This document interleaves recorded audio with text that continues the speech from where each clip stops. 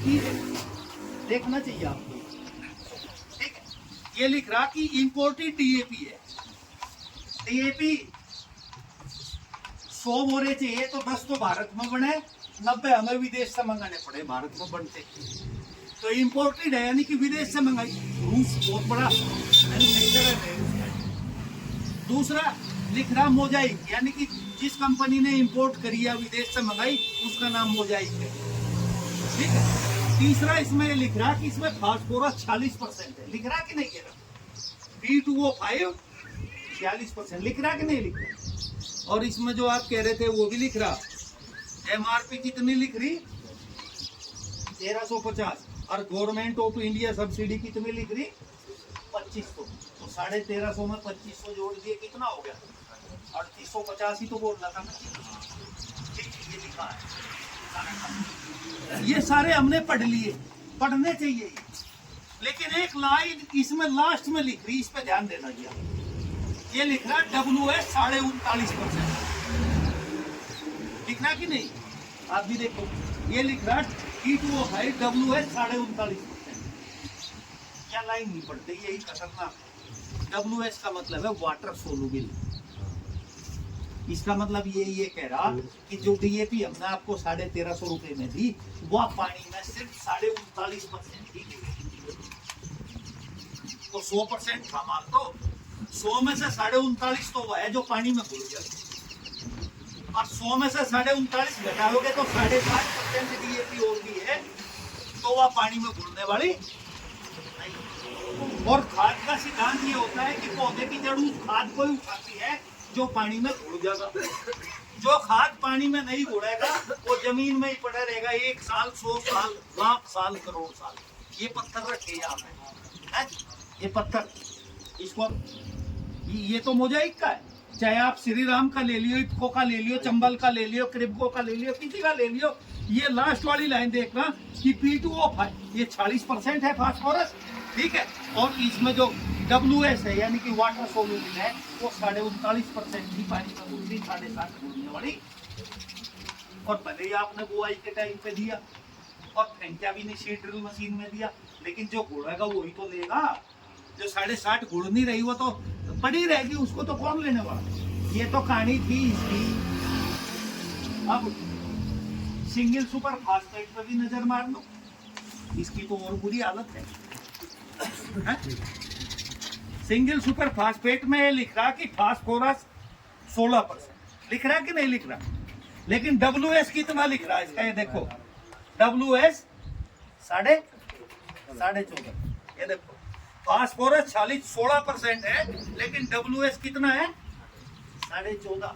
यानी कि ये तो घुलेगा ही 14.5।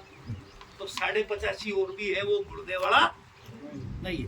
इसलिए तो आप शिकायत करते हैं कि डॉक्टर साहब सुपर तो हमने दिया था और वो तो घुलता ही नहीं, ऐसा कैसा ही पड़ा।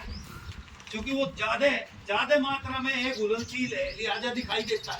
14.5 तो घुल गया उसमें, लेकिन 85.5 नहीं घुला, तो जो 85.5 नहीं हो दिखाई देता है।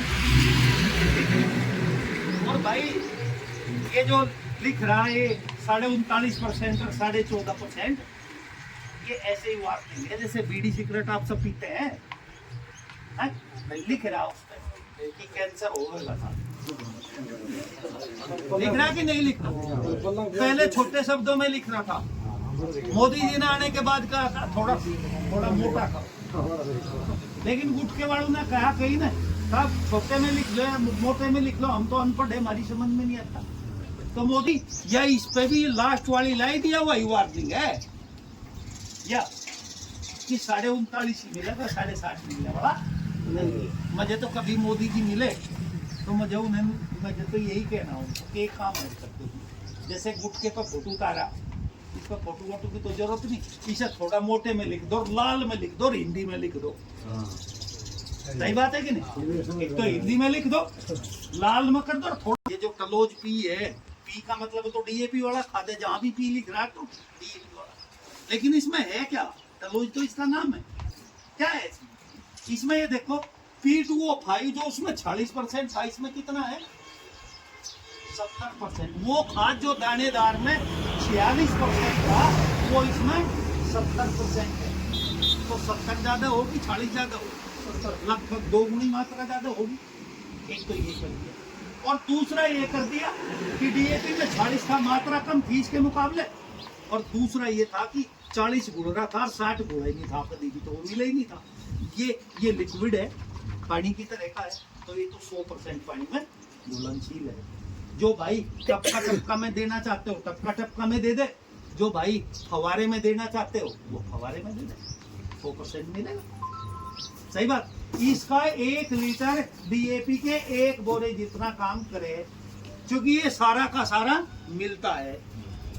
आगे समझ में, ये सारा का सारा मिलता है। और इस समय एक चीज और मैं कहूंगा, इस समय चूंकि बरसात बहुत ज्यादा हुई है, बहुत ज्यादा बरसात, चाहे तो यूरिया दिया था, चाहे डीएपी दिया था, चाहे पोटाश दिया था, चाहे कुछ भी था, तो ज्यादा बरसात हुई या तो वह पानी के साथ खाद जमीन के नीचे चले गए, और पानी खेत में से बाहर निकल गया तो उसके साथ चले गए। सही बात है कि नहीं? तो डीएपी को इसको आप 20-21 दिन के आसपास दे दो, क्योंकि जिस दिन जड़ चाहिए उसी दिन चाहिए डीएपी। लेकिन ज्यादा डीएपी पौधे तब उठा पाता है जब जड़ थोड़ी सी बड़ी होती है, और वो 25-23 दिन के आसपास का टाइम, तो इसको फवारे में दे सको 20-21 दिन।